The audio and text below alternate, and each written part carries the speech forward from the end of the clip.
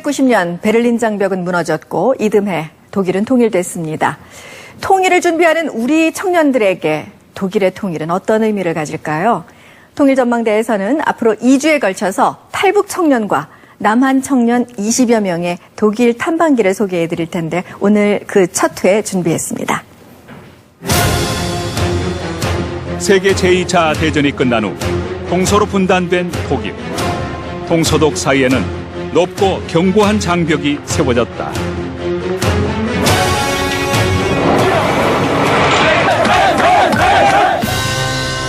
그로부터 28년 후 장벽은 무너졌고 독일은 통일을 맞이했다.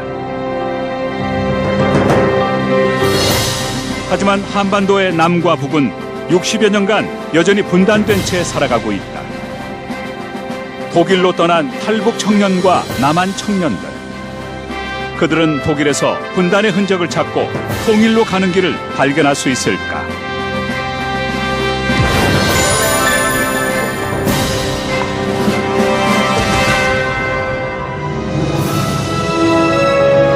지난달 16일 서울 청계천.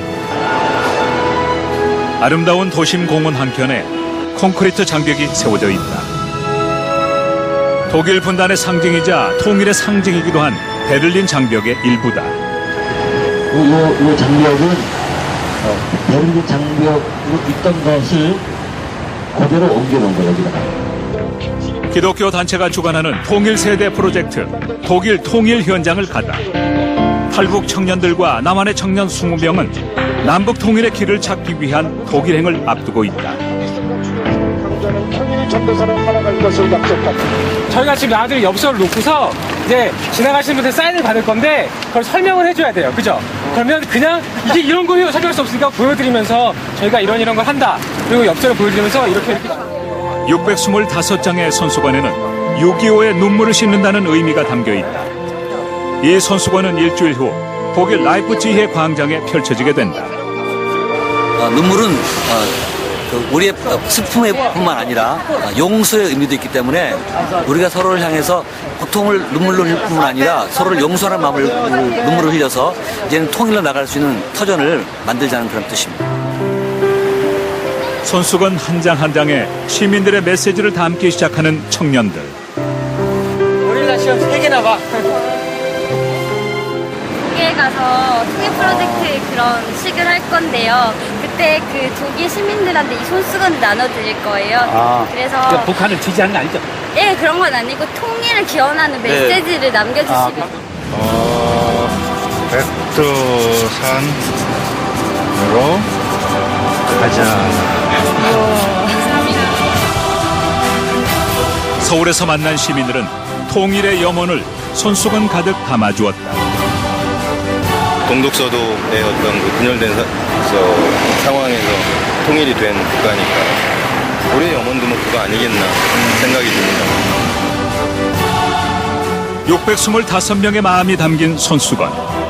청년들은 이 마음을 모아 통일 독일로 향할 것이다.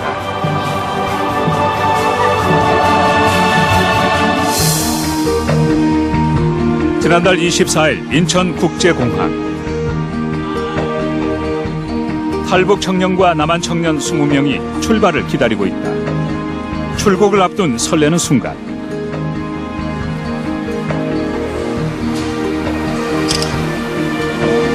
야, 잘 나오는데 이거? 잘 나오지. 만난 지 얼마 되지 않았지만 두 여학생은 어느새 꽤 친해진 모양이다. 고향들은 원래 어디예요? 저는 멀리 샀습니다. 포항이요. 포항. 경상북도 포항. 여기는 저는 더 멀리에요. 저는 고향은 함경북도. 안경도 끝에서 끝이네 둘 다. 원래 만나기 좀 힘든. 한반도 끝에서 끝까지. 나고 자란 곳은 달라도 통일을 준비하는 이들의 마음은 다르지 않다. 아무래도 동독 소독이 어떻게 됐는지 과정도 보고 가는 이유가 있고 왜 거기 가는지 그게 먼저 된 나라로서 한번 지금이 굉장히 한 20명 정도가 됐다고 하는데 그 후가 어땠는지 굉장히 궁금해요. 함께 독일을 향해 떠나는 남과 북의 청년들. 이들은 독일의 통일 과정과 통일 이후를 함께 보고 듣고 느끼게 될 것이다. 늦은 밤 중국 베이징 공항. 독일행 비행기를 갈아타는 짧은 시간이지만 청년들의 손길이 분주하다.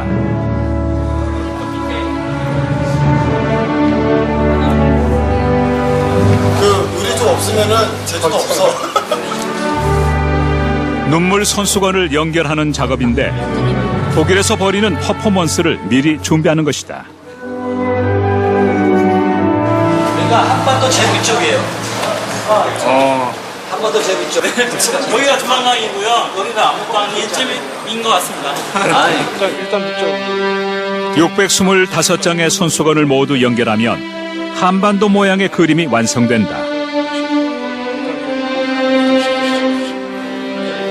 이 메시지들을 적으면서 아마 이 그림에 있는 눈물들을 봤을 거라고 생각을 해요.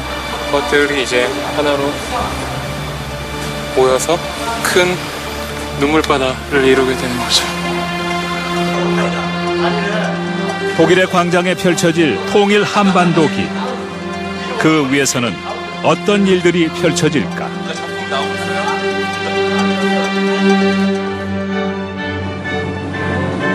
서울을 출발한 지 꼬박 하루가 지난 후 일행은 독일 프랑크푸르트 공항에 도착했다.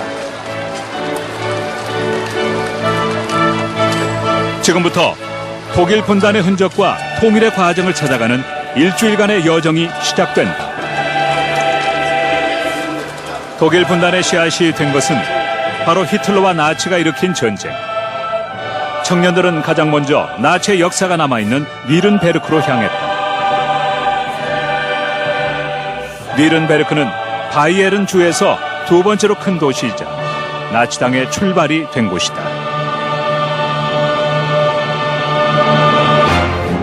1933년엔 이곳에서 1차 나치 전당대회가 열렸다. 그로부터 6년 후 히틀러의 독일은 제2차 세계대전을 일으켰고 전 세계는 전쟁의 소용돌이에 휘말렸다. 7년간의 전쟁 끝에 패전국이 된 독일은 연합군에 의해 분할 점령됐다. 이것이 분단의 출발이었다.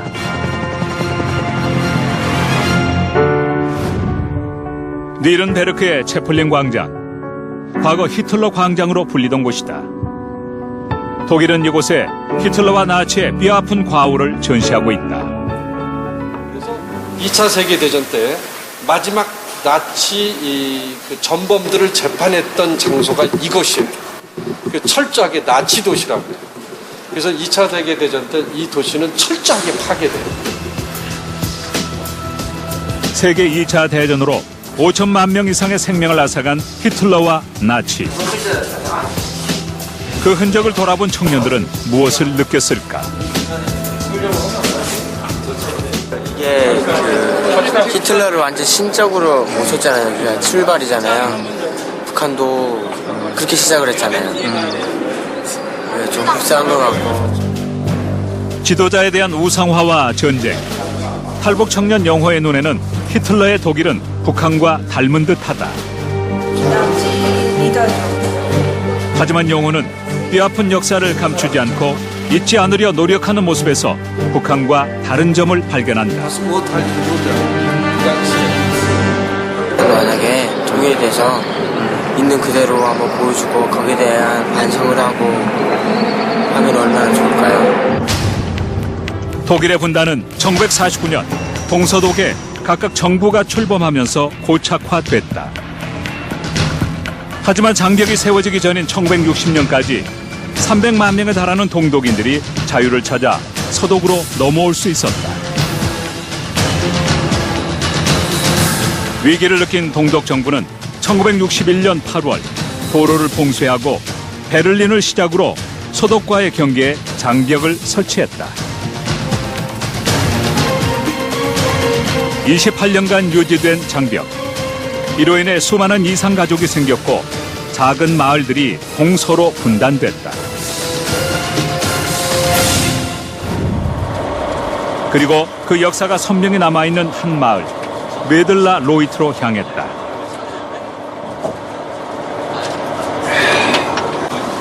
메들로라이트.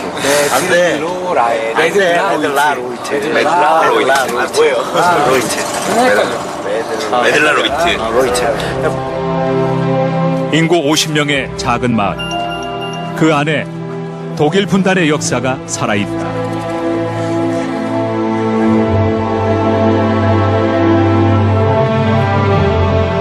마을을 가로지르는 개울을 경계로 동서로 나뉘었던 메들라로이트. 지금도 경고판과 장벽의 일부는 그대로 보존돼 있다. an der Mauer emporzuspringen. Und dahinter begann bereits das Gebiet der DDR. Und hier sehen Sie einen Teil noch dieser Original-Mödlarreuter Mauer. Sie wurde 1966, 5 Jahre nach Berlin aufgebaut, hatte aber nichts mit der Berliner Mauer gemeinsam. 700 Meter lang gewesen und etwa 3,40 Meter hoch. 평화로운 작은 마을에 장벽이 세워진 것은 1966년 어느 날. 매일 얼굴을 마주하던 이웃과 가족들은 하루아침에 생리별을 해야 했다. 손에 잡힐 듯 보이는 가까운 거리지만 손을 흔들고 눈을 맞추는 것조차 금지됐다.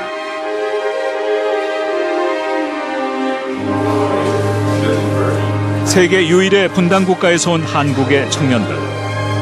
메들라로이트의 박물관장은 이들에게 하루아침에 이산 가족이 된 형제 이야기를 들려주었다.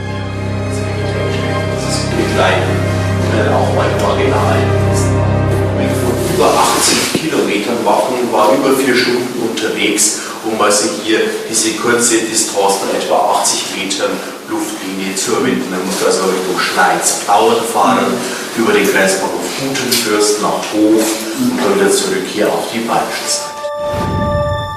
이웃에 살았지만 1년에 단 한 번 80km를 돌아가야 만날 수 있었던 형제는 분단 독일의 비극을 상징한다. 하지만 왕래는 물론 단 한 번의 상봉조차 하기 힘든 분단국 청년들에겐 제한적이지만 왕래가 가능했던 독일의 현실이 오히려 부럽게 느껴진다. 12살에 북한을 떠나 20살 청년이 된 영호. 그에게 이 분단 마을은 어떤 의미로 다가올까? 네, 제가 북한에서 12년 동안 살았잖아요. 살다가 두만강이라는 걸 넣으면서 두만강이었는데 그때는 몰랐었어요.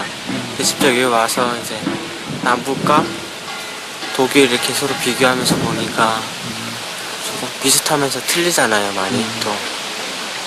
그래서 우리가 좀 더 통일하기가 좀 더 어렵지 않을까 하는 걱정이 많이 되고요. 민족 간의 총풀이를 겨누지도 않았고 제한적이지만 왕래도 가능했던 동서독의 현실을 접하고 나니 우리의 분단이 더욱 가슴 아프게 다가온다.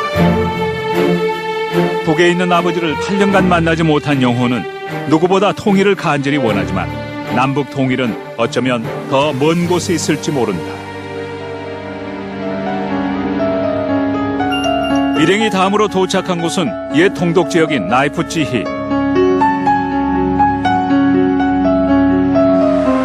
이곳에는 슈타지 본부가 있다. 슈타지는 동독 국민을 감시하고 서독으로 탈출하는 걸 막았던 비밀 경찰. 예전에 본부로 사용되던 건물은 박물관이 되었다. 전화 단지함에다가 연결해가지고 이걸 전화기로 도청했던 것도 보여줍니다. 그리고 요거는 도청했던 거 녹음했던 거.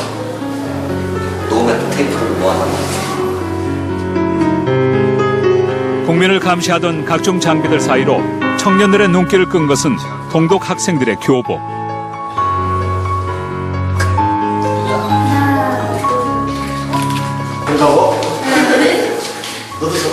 뭐 이런 체육 교육도 시키니까.